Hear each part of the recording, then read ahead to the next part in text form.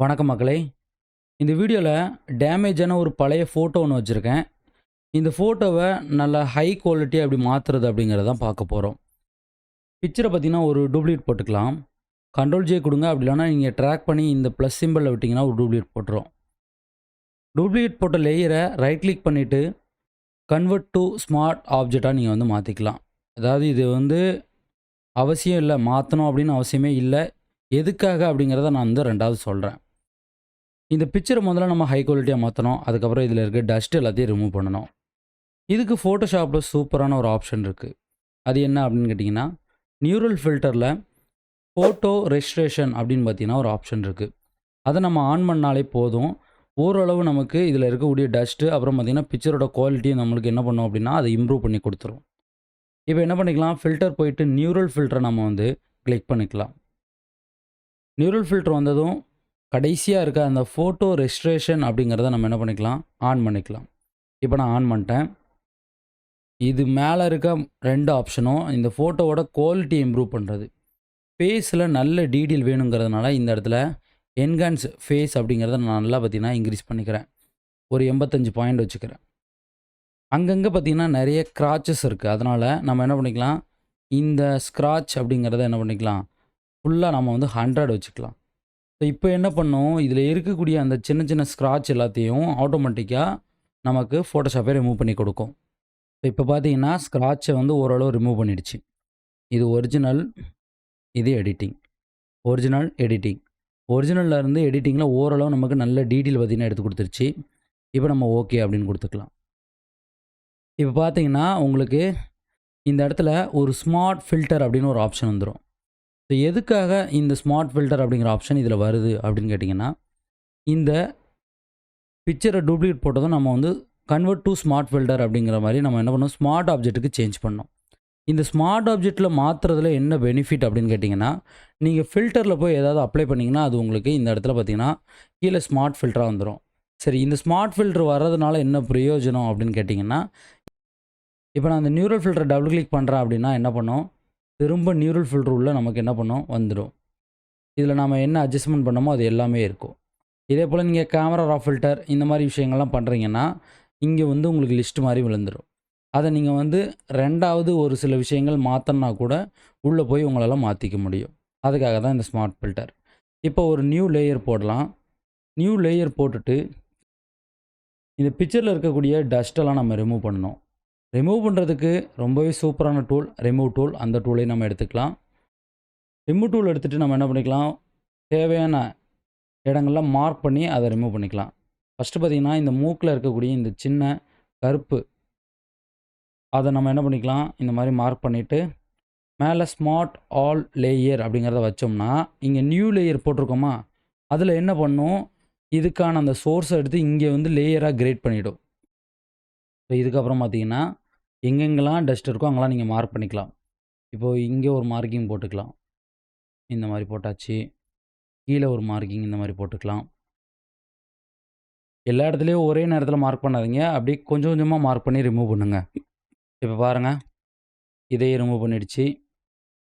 அடுத்து பார்த்தீங்கன்னா இந்த மூக்கில் கொஞ்சம் இந்த இடத்துல இருக்குது, அதையும் நம்ம ரிமூவ் பண்ணிக்கலாம். ஸோ அதுக்கப்புறம் பார்த்தீங்கன்னா மேலே தலையில் இருக்கக்கூடிய ஒரு சில விஷயங்கள் அதையுமே நம்ம என்ன பண்ணிக்கலாம், குயிக்காக மார்க் பண்ணிக்கலாம். குயிக்காக இந்த மாதிரி மார்க் பண்ணுங்கள்.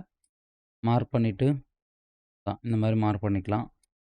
தலையில் இருக்கக்கூடிய அந்த ஹேர்லாம் இருக்குது பார்த்தீங்களா, முடியில் இருக்கக்கூடிய அந்த டஸ்ட்டை ரிமூவ் பண்ணுறதுனால எங்கெங்கெல்லாம் அந்த முடியில் டஸ்ட் இருக்கோ அங்கெல்லாம் நம்ம மார்க் பண்ணிவிட்டு டோட்டலாக ஒரே கிளிக்கில் என்ன பண்ணிக்கலாம், ரிமூவ் பண்ணிக்கலாம்.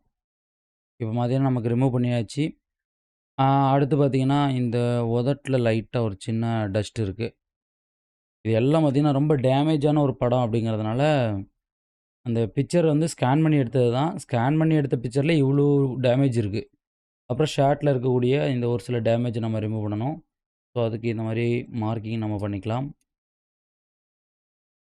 அது போக பார்த்தீங்கன்னா ஒரு அப்டேட் ஒன்று வந்துருந்துச்சு. என்னன்னு கேட்டிங்கன்னா, இந்த ரிமூவ் டூலில் நம்ம மேலே வந்து ஜெனரேட்டிவ் ஏஐ அப்படிங்கிறத ஆனில் வச்சுருக்கேன். இது நார்மல் ஃபோட்டோஷாப்பு. இதில் நான் ஆனில் வச்சுட்டு ரிமூவ் பண்ணும்போது எனக்கு பர்ஃபெக்டாக ரிமூவ் ஆகுது. ஆனால் ஜெனரேட்டிவில் இருக்கக்கூடிய அந்த கவுண்டிங் வந்து எனக்கு குறைஞ்சிக்கிட்டே இருக்குது. இதே நான் வந்து பீட்டா வெர்ஷனில் இந்த மாதிரி ரிமூவ் டூல் எடுத்து ஜெனரேட்டிவ் ஏஐ வந்து ஆன்ல வச்சுட்டு நான் வந்து ரிமூவ் பண்ணுறேன்னு வச்சுக்கோங்களேன், அதில் வந்து அந்த ஜெனரேட்டிவ் கவுண்ட் வந்து குறையல. ஸோ இந்த தான் பார்த்தீங்கன்னா அப்டேட்டு. அது பீட்டா வெர்ஷனில் கொடுத்துருக்காங்க. ஒரு வாட்டி நான் செக் பண்ணி பார்த்தேன். அதே போல தான் இருக்கு. இப்போ ரிமூவ் டூல்ல இத்தனை தடவ ரிமூவ் பண்ணியிருக்கோம். இப்போ ஒரு 10 தடவ பண்ணியிருக்கோம்னு வச்சுக்கோங்களேன், 10 கவுண்டிங் குறைஞ்சிரும். நம்ம ஜெனரேட்டிவ் கிரெடிட்ல, நம்ம கிரியேட்டிவ் கோல்டு ஆப்ல. ஆனா, நீங்க பீட்டா வெர்ஷன்ல இதே டூல ஜெனரேட்டிவ் ஏஐ ஆன் பண்ணி வச்சுட்டு நீங்க யூஸ் பண்ணீங்கன்னா, நீங்க எவ்வளோ யூஸ் பண்ணாலும் உங்களுக்கு ஜெனரேட்டிவ் கிரெடிட் பார்த்தீங்கன்னா குறையவே குறையாது. ரிசல்ட்டும் பார்த்தீங்கன்னா பெஸ்ட்டான ஒரு ரிசல்ட்டா தான் கிடைக்குது. ஒரிஜினல் ஃபோட்டோஷாப் பயன்படுத்திக்கிட்டு இருந்தீங்கன்னா, இத ட்ரை பண்ணி பாருங்க. உங்களுக்கே அது பார்த்தீங்கன்னா புரியும். ஸோ இதில இருக்க டஸ்ட்டு இப்போ நம்மளுக்கு ரிமூவ் ஆயிடுச்சு. இந்த உதட்டில தான் லைட்டா அந்த இடத்துல ஒரு சின்னதா கருப்பு இருக்கு. அத நம்ம ரிமூவ் பண்ணிரலாம். ஓகே. ரிமூவ் பண்ணியாச்சு. இதுக்கப்புறமா அந்த காது பகுதியில ஒரு சில இடங்கள்ல சின்ன சின்ன டஸ்ட். எல்லாத்தையும் ஒரே டைமிங்கில மார்க் பண்ணிட்டு ரிமூவ் பண்ணலாம். ஆனா, அது அந்த அளவுக்கு பெர்ஃபெக்ட்டா இருக்காது. அதனால தான் அ தேவையான இடங்கள்ல நம்ம மார்க் பண்ணி ரிமூவ் பண்ணிக்கிட்டு இருக்கோம். சேட்ல வந்து எக்கச்சக்க டஸ்ட் இருக்குது. ஆனா, நம்ம அத வந்து ஒரு செலக்ஷன் வச்சு நம்ம ரிமூவ் பண்ண போறோம். இதில இந்த லேயர் வந்து மேல ஒரு டூப்ளிகேட் வேணும். அதாவது இந்த லேயரும் மெர்ஜ் ஆயி மேல ஒரு டூப்ளிகேட் வேணும். அதனால டாப்ல இருக்க லேயர கிளிக் பண்ணிட்டு, கண்ட்ரோல் ஷிஃப்ட் ஆல்ட் இ அப்படின்னு குடுத்தோம்னா, இந்த 2 லேயரும் மெர்ஜ் ஆயி ஒரு லேயர் நமக்கு கிடைச்சிடும். இந்த லேயர்ல இருக்க ஷேட்ட செலக்ஷன் பண்றதுக்காக, ஆப்ஜெக்ட் செலக்ஷன் அப்படிங்கிற இந்த டூல நான் வந்து எடுத்துக்கிறேன். இதுக்கப்புறமா நாம என்ன பண்ணிக்கலாம், டைரக்ட்டா ஷேட்ல வச்சு ஒரு கிளிக் பண்ணா போதும். ஆட்டோமேட்டிக்கா செலக்ட் ஆயிடும். ஒரு சில இடங்கள்ல மார்க்கிங் இல்லன்னா, நீங்க இந்த லேசர் டூல் எடுத்து ஷிஃப்ட் பட்டன அழுத்தி பிடிச்சுட்டு இந்த மாரி மார்க் பண்ணிடுங்க. கலர் பார்த்தீங்கன்னா, ஒரு 2 குடுத்துட்டு, கண்ட்ரோல் ஜே அப்படின்னு குடுத்தோம்னா ஒரு டூப்ளிகேட் விழுந்துரும்.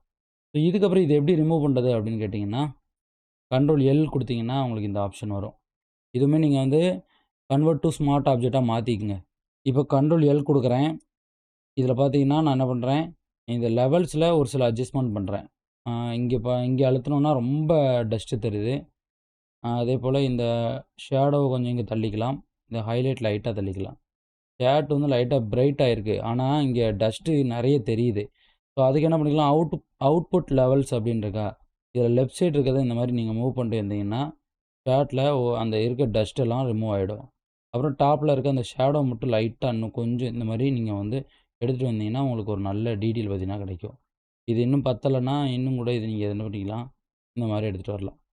இதுக்கப்புறம் பார்த்தீங்கன்னா, நம்மளுக்கு கிளியரா பார்த்தீங்கன்னா, ஷேட் வந்து மாறிடுச்சு.